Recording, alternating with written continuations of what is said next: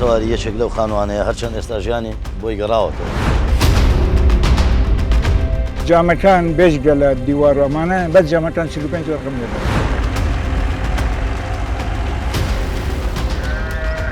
خب سربستی هم نشد چین سری گرین نهیدن محرم نبیده.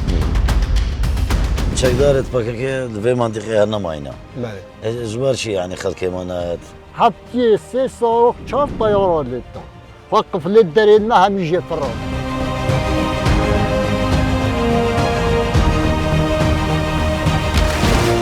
پێویستە ئێمەی کورد بڵێن یا ڕەبی خوایە لەت بەزیاد بێ بەەوە سروشتە جوانەی بێمەت بەخشیوە بە تایبەتی لە ڕووی گەشتیاریەوە حەقە سپاسگوزاری خوددا.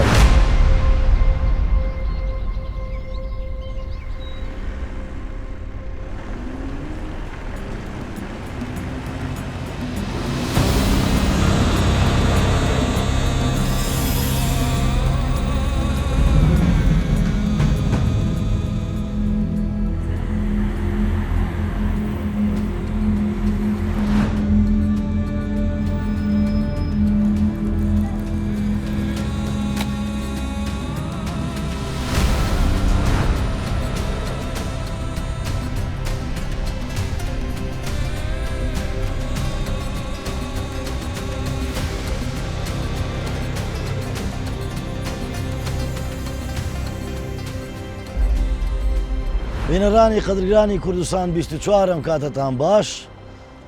بۆم هەفتەیە پرۆگرامی بۆ هەمووان لە قەزای ئامێدیە. دیارە بەهۆی ململانێ و شەڕی 40 ساڵەی نێوان پارتی کرێکارانی کوردستان پەکەکە و کۆماری تورکیا زیاتر لە 200,000 دۆنم زەوی کوشتتوکاڵی لەم ناوچانەی قەزای ئامێدی سوتاون و زەرمەند بوون. بێجگەلەوە خاوەن زەوی هاوڵاتیانی گوندنشینەکان کە زیاتر لە 195 گوند لە قەزای ئامێدی وێران بووە بەهۆی ئەم ململانەی نێوان هەردوولادا. ئێستێ لە پاش چەکدادانی پەکەکە دیارە تروسکاییەک بۆ لادێنشینەکان گەڕاوەتەوە و هێدی دەیانەوێ ژیانێکی سەر لە نوێ دەست پێ بکەنەوە. یاوەرمان بن لە نزیکەوە هاوڵاتیان و لادێنشینانی ئەم ناوچانە دەدوێنین.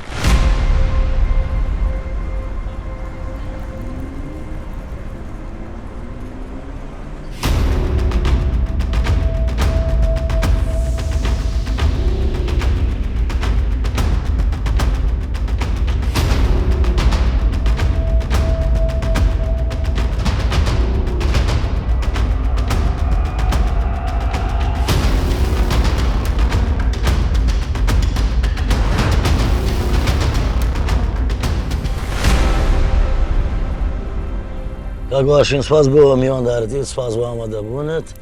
پێم خۆشە ببەسم دوای ئەوەی کە پرۆسەیەک بە ناوی پرۆسەی ئاشتی دەست پێ کردەوە لە تورکیا و بوو بەهۆی ئەوەی کە پەکەکە چەک دابنێ ئێستا چاوەڕوان دەکرێت ئەو ناوچە گەشتیارانەی دەکەوێتە سنووری ئامێدی یان ئەو نزیک 299 گوند 300 گوند یان 300 لادێ لە چاوەڕوانی ئاوادانکردنەوە جارێکیکە سەر لە نوێ دروستکردنەوەی ژیانن. ئێستا کۆی پرۆسەکە بەچی گەیشتوە؟ ئایا بەجددی هاوڵاتیان چوونەتەوە سەرزێد و حاڵی خۆیان؟ بەڵێ کاکسین پشەکەیم خێر هاتن بۆ ئازیزی سپاس. ئەکیید ئەف پرۆسە سەر بگریتن و ئەم پرۆسە ئاشتی پشێوەیەکی گشتی بکەویتە کاری و ئەنجامێت توێ هەر بەرەف باش بچن ئەیکش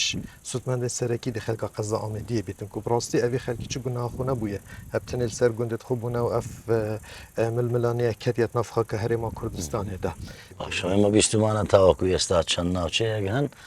کە خەڵک جوتیارەکان خاوەن زەوی ملکەکان ناتوانن بگەڕێنەوە. ئێوە وەکو حکوومەت چیتان لە هەگوەدایە بۆ کار ئاسانی بۆ ئەوەی کۆتایی بە ململانێکە بێ یا ئەوە تا ئێوە چاوەڕوانی ئەو دوولایانە دەکەن کە بووبوون بەهۆی ئەوەی زێدی خۆیان جێبێڵن؟ ئەکیید ئەو خەلکی نەشی سەردانەوان گوندا بکێتنش بەر بارودۆخی ئەمنیە پێشوەخت بووە لوان دەڤەرە هەر دەمێ ئەو بارودۆخە هاتە پێشک و بشین خەلکێمە بچیتن ئاکەنجی ببیتل گوندت خۆ ئەکیید دەچاوەڕێوان هەردوو لااناکێنکانە بزانانی دماهی کاوە پرۆسێ گوهیوی خازین ئەفجارەکە دێف پرۆسە سەر بگریتن چەند گوندێت مێت هەنجی کول دەبێژین سنوورە نەحیا کانی ماسێک و نوکە دەڤەر ئارام بووە چەندین گوندێت مە ئاوەدان بوونە حکومەتە هەرێما کوردستان خەڵک گەڕاوەتەوە سەر جزئێکی ماڵ و مڵکی خۆی بەڵێ دەست خۆش ئێستا ئێمە وەکو ستافی پرۆگرامەکەم دەتوانین بچینە ئەو گوندانەی کە جارێک دیکە ژیانی بۆ گەڕاوەتەوە دوای ئەوەی کە پرۆسی ئاشتی بەرقەرارە یان ئارامێکی گەڕاوەتەوە هەر گوندێکی خەلک تێدا ئاکنجی ببیتنکە و خەلک تێدا کار تێدا بکرد و نیشتەجی ببیتن کەواتە ئەو گوندی ئارامەتی یعنی ئەمە دەشێ بچین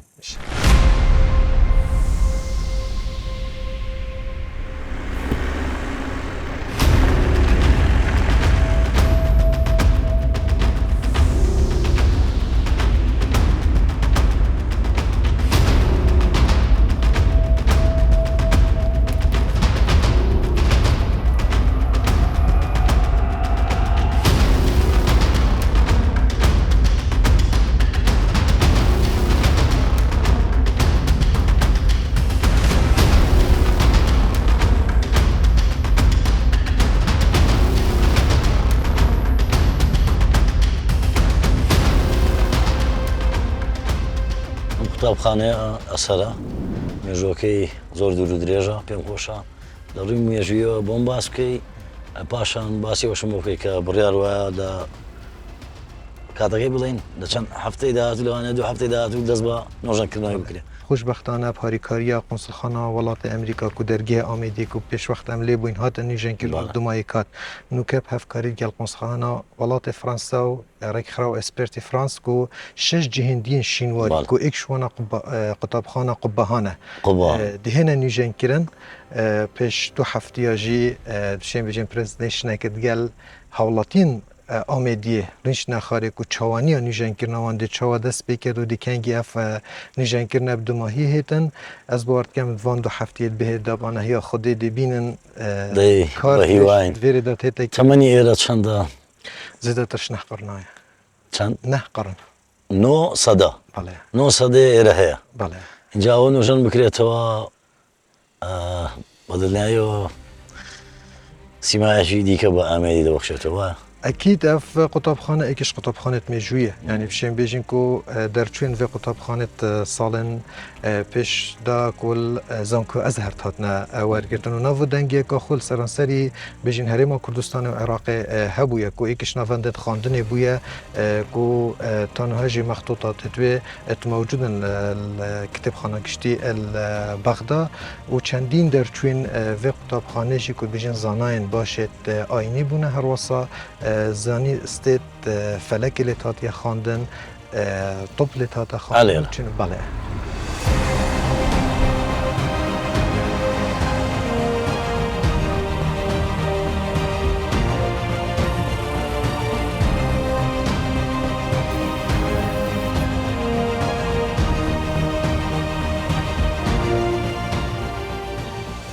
دیارە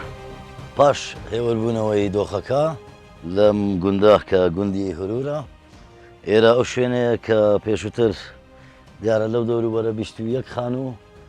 لە ئەنجامی با بڵێن ئەو شەڕی کە ئەو ململانێت و دەی لە نێوان پەکەکە و تورکیا هەبووە ئەم دەڤەرە بردومان کراوە ئەوە ئاسەواری یەکێک لەو خانوانەیە هەرچەند ئێستا ژیانی بۆی گەڕاوەتەوە ئاودان بۆتەوە خاوەن ماڵەکە گەڕاوەتەوە و ئەو کاتش کە هاوانەکە بێرە دەکەوێت ئەوە ساسمەکانی بەو سەربانەکە بڵاو بۆتەوە وەک دەبینن هەموو ئاسەبەری ماوە بەڵام ئێستاوە گوتم لە پاش دەستپێکردنی پرۆسەی چەکدانانی پەکەکە ئیدیجان گەڕاوەتەوە بۆ لادێکە و وەک دەگوترێت ئێستا ژمارەیەک لە گەشتیارانیش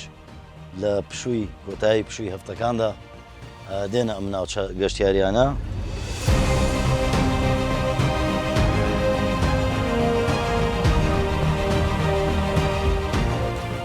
ماندوونە بێ قوربان باز بژی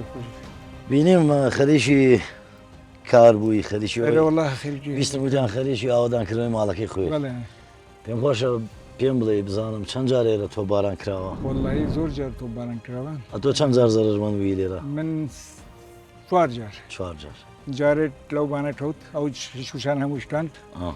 جارێکیش لەو دیوی کەوت ئەوەی ئەو بەری هەموو شتاندی جنوبی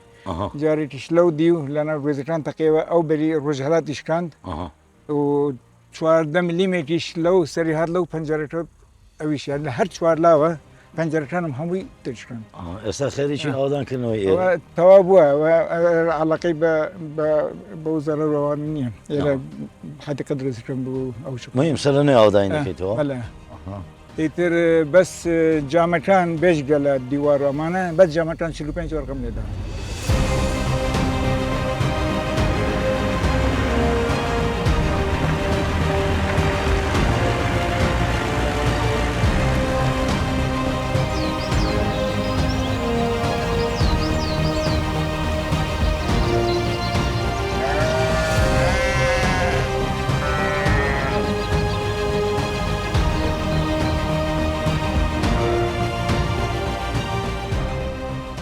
يلا خال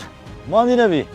وی باندار بی گله كيف ماشي سلام. تعال الحمد لله حالت شاي ماشي ماشي برا راضي بك. صحتك حلوة. ماني نبي باشون وزعدان شلون الليره يا اسطى ايوه تقريبا لا ناوتشيكي وابلين تقريبا ناوتشيكي سخته يعني هم لو امني وبي ما بيستا هي وربوتو دوخه كونيا خود باشه حتى حدا جي باشه اره والله بيقول شلون قراوتو ناوتشانا يا اسطى بيقول راحت الحمد لله 6 سنين تناي بس با چرونی که مال بره اها چرونی نه آب جگ ابساله ابو بسر و بر خدا با تقریبا نزدیکی 500 متر استون میت اینه کونیا کار سری ما یخستی حتی نکتی ده او جنی برو گلکین بد سری که مستر کونیا که ما ابساله رجا باران نه بی ابساله باران بفر قوی نادم پاییز زبستانه حساتو ناتاني او بابلين او رانا مره بيان بيت سروتر ناتواني نه والله قدغه خود نه هل نعرف خود قدغه با منطقه اكو بيجن محرمه محرمه محرمه بس استا شر تقوتو اوانني هيزنيا والله بيقول رحت الحمد لله حتى حدا كيبوش تشوف تقف فلانين بيري رحت يا يعني تقنينا يعني لو تي بابلين بكاكا اعلاني كركت شكي دانا استا او منطقه همي هادئ ويتو والله همي هذا بيري والله بوش هادئ ويتو اكو برينجي طوبت اوبتن خلقش بقرين على ما بقى جوندي وعلى ما شو الاخوات كد يا رحت بيقول استا چند گونته مثلا او خلقي نشد بشتا گوندي خو يعني زيادتر اواب كاتو يعني اوداني بكاتو زيادتر چند گونته والله في منطقه دا المنطقه ما قال كده ما قال جوندي مون ما هم هر بردوين هم نشنا جوندي اره والله با برينجي او تيدا بون كنت بيجن باكاكا تيدا بون ناس العالم شو ساقون يدخل بيقول باكاكا نمويا بس با منطقة خيرت كد بن كنترول تركوبة هاج بهندج نشمشن وقصفل اغلب يعني منطقه بيجن منطقه السور يعني اكو خد صورة يعني هموش نوطو دوي وهربة حتى بيقول قال كنت هموت بردوي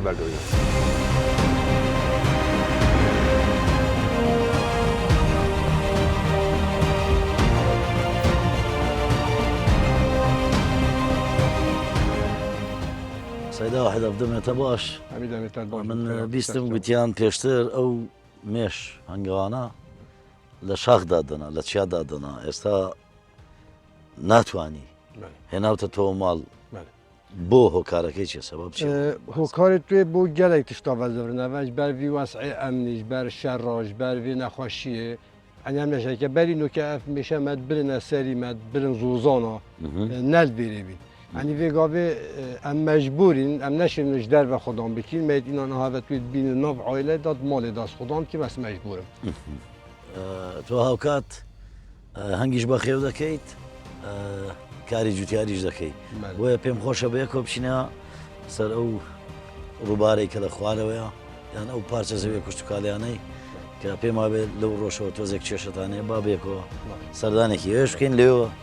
گەنگەشی زیاد دەکەین کەرە بکە کەرە بکە.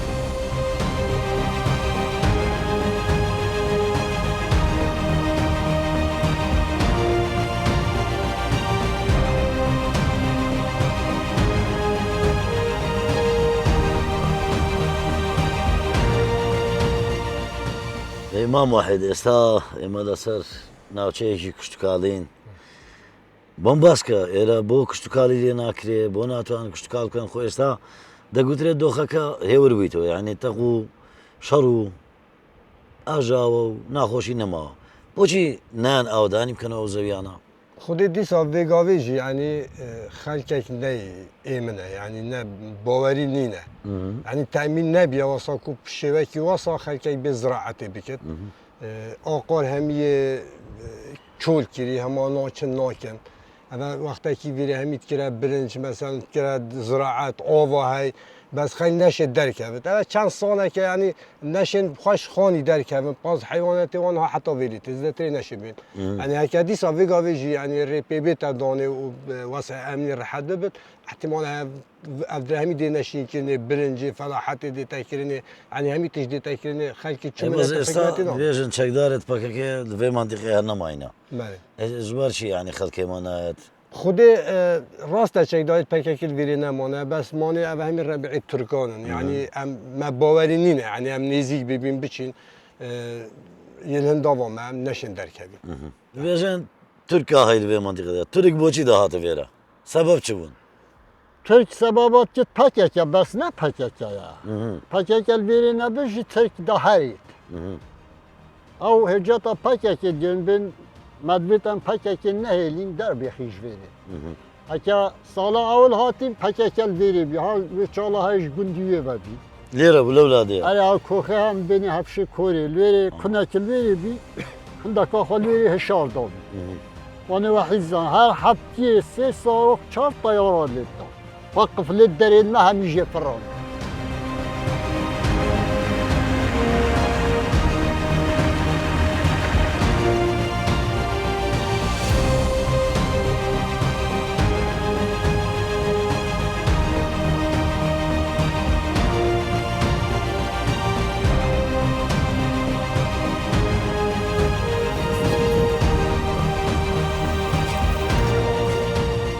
خال ماندي نبي يا رحمن الله تعال باشي سرچاویر نو شد كي مش باشي ان شاء الله خود بر بنی ویگیزت کوله و که خود حس ان کرد شاء الله باشي آره والله وزعتان شلون يستا خود الحمد دوتي لله او باش شرنا ما و والله استنا ما ايه وزعتان باشا باش الحمد لله بگو به دو سه سال پیش که راحت بوده که برینی که یعنی تو نشه ها جوی خاری درکبی والله آره والله قصفات تو دائما سر بره بود دوشکا و طیارش هر شفت دادن باشا كذا هذا ناو قندي چند كرت مودش که ما لا بيت وقتي اصلا وقتي شقدارت بك كذا هذا ناو یم قندي. بيت اصلا بگم نشون گل بخوی تلگلو خفته بوده تا بنا عادش بون گید تب داره که بگیرین صد چی بولته بوسو هذه قمرقي شان وردا قد بيجن گمرجی ورد گید لكي وی گلی اخر قمرقي شان وردا قرت اولی تجاره ورد گید من وی درگیر روز 3000 2000 دوار تاتن گاز بر شکر بر هرید بر کول برن همه تشت برن تجارت کو باش بری تاتن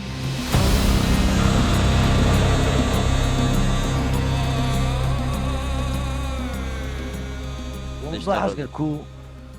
بري وقتي الشر وقتي توبارانه bir günde o ama sebep çi bu ama jiyana ve çava لی bu سبب پککه بو aha چه سبب دینه بون اما آخر گند حدود یجی مبین عراق و ترکیه یعنی گندگی ودر اجی aha یعنی نه سر منطقه ویا نش با کوره جرا حواله دی گوتی نش با شوره ah ای ودر او هلین و پککه بود وقتی کی دا yani muharrama bu محرمات بو بله بس به هم تو وقتی دو حتی بگو بعدش گنده خبر ندارم اما ما این سر گنده خو ما تحمل کشو خود قصف گزیده جی سرمه بود zarar ziyan zor bu خود ضرر و زیان زور بو گله جو دوارین ما گله جو کشته نپاز و حیوانی ما کشته سه چهار خان یک طوب بکنه خراب کنه بس با هم جو ما تحمل کرد روبید ماجی بیرا مروبین ماجی گله که تو دی کشته نه عرب خوده همه دپس ما ملوی گلی ها بچی بون همه 10-12 سالی بون شبان بود نه بخوده بچی بون چی بون تیا خون بهار بو وقت تیا چه بونه بو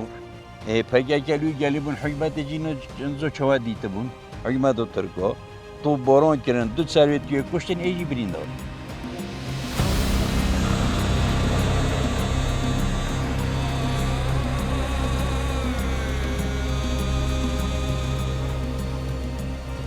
سیدا صالح سپاس که امروز یاورمان بوی لم ناوچه سنوریانا دەگوترێت ئێوە ساڵانێکی زۆر کە دەست بەکار بوون وەکو بەرپرسی یەکەی ئیدارەکانی ئەم دەڤەرە نەتوانیوە بێنە ئەو ناوچە سنووریانە بۆی ئەوەی کە شەڕی لێ بووە نائارام بووە ئێستا بۆم باسکە کاتێک دەتوانن دوای ئەوەی کە ناوچەکە هێوربوونەوە بەخۆ دەبینێ دەتوانن بێنە ئەو ناوچانەوە وەکو لایانی پەونیدار وەکو حکوومەت دەستان کردووە بە پرۆژەی خزمەتگوزاری بۆ ئەو خەڵکێکی دەگەڕێتەوە سەرماڵ و حاڵی خۆی کە ساڵانێکی زۆر بەهۆی ڕەوشە نائارامەکە مڵک و ماڵ و زەویەکانیان بەجێش بوو gelek سوپاس سپاس بۆ بخێر بێ سپاس بۆ تۆش بەلێ ڕاستە پشتی سێ ساڵ و چەند مەها شنیکە ئەم شیان وەکو ئیدارە بچینە وەندە بەرە نکەژێم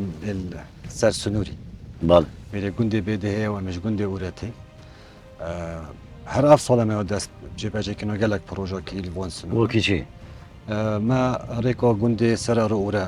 وە خود سەرێکی دیتنەوە دەست پێکردی تێدا کات کرد ئەvê rêkonûker em lê rawastayîn û rêka bêdê heye ew jî em ê têda katkî me gelek projeyên dîyet girêdayî piştevaniya cûdiyarî û berhemê navxwe me ê dest pê kirî bo avdêriyê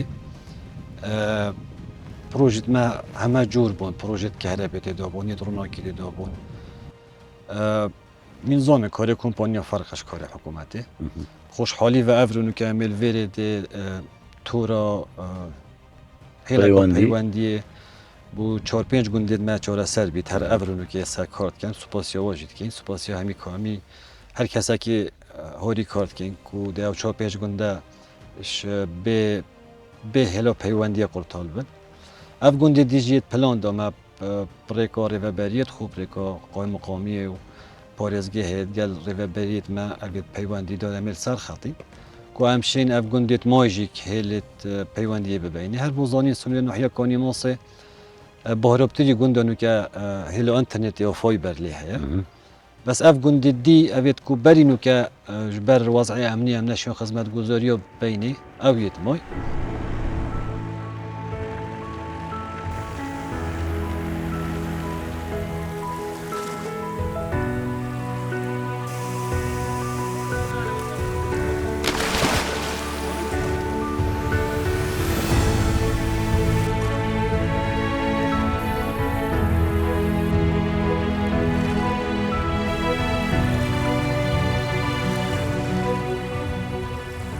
ئێرە ناوچەیەکی زۆر سەخت و ئالۆزی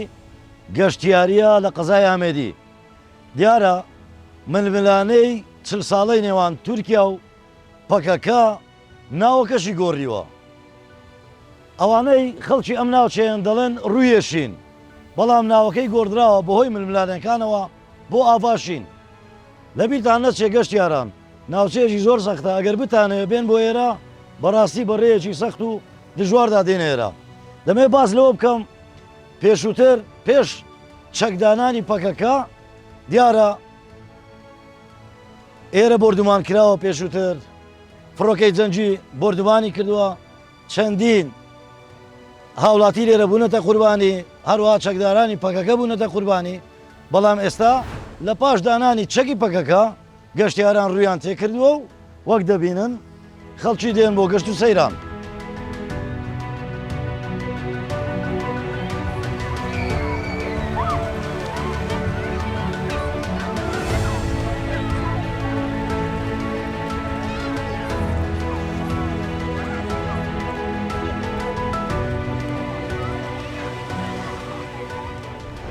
کاگرێ بەرەو کاتت باش سپاسکە ئامادەبووی لەگەڵمان ئێستا ئێمە لە ناوچەیەکی گەشتیارین لە ئاڤاشین یان ڕوویەشین بەو بەناوبانگە دیارە پێش ئەوەی دەکەوێتە قەزای سنووری قەزای ئامێدی پێش ئەوەی پەکەکە یان تورکیا دەست بە پرۆسەی ئاشتی بکەن یان پێشەوەی کە پەکەکە چەک دابنێت ئەو ناوچانە زۆرینیان خەڵک نەیتوانێت وگەرێتە لادەکانی خۆیان گەشتیار وەکو پێویست نەیتوانیوە ڕوو لەم ناوچە گەشتیارەکان بکە بۆم باس کە ئێستا لە پاژۆی پرۆسی ئاشتی دەستی پێکردەوە جارێکی دی چەکدارانی پەکەکە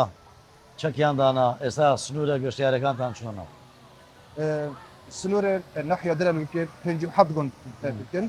هەفدە گوند ئاوانە 40 گوند الجبر او شر باكيكي وتركا فولانا اف غوندانا خلق من نشيت الواتشلو غوندا قصد فوغوندا بكتن پشتی پروسا آشتی از ناخوده اگر پروسا آشتی سر گرد ام واکو اداره جدشم پتر خدمت وان گوندو کنو و پروژه خدمت گذاری بین وان گوندو و داخل کنه جشت قسطا گوندو کنو جشت درامات دیوژی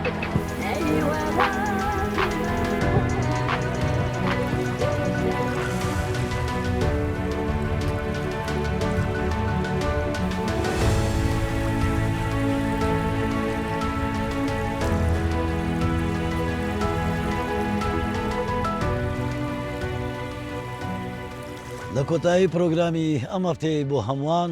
دەرکەوت بەهۆی بەرفراوانی ئەم ناوچەیە و سنوورە جوگرافیەکەی و کەمی پرۆسەی خزمەتگوزاری و ئاوەدانی بۆ ناوچەکە وابەستەیە بە پرۆسەی ئاشتی لە نێوان پەکەکە و کۆماری تورکیا بەو مانایی چەندە پرۆسەی ئاشتی بەرەو پێشتر هەنگاو بنێت زێدەتر پرۆسەی خزمەتگوزاری و ئاوەدانکردنەوە بەرەو ئەو گوند و ناوچە سنووریانە دەچێن کە پێشووتر هاونشینانی گوندی نەیانتوانیوە بگەڕێنەوە سەرزێدی خۆیان تا پرۆگرامی هەفتەی داهات و هەمیشەتان شاد.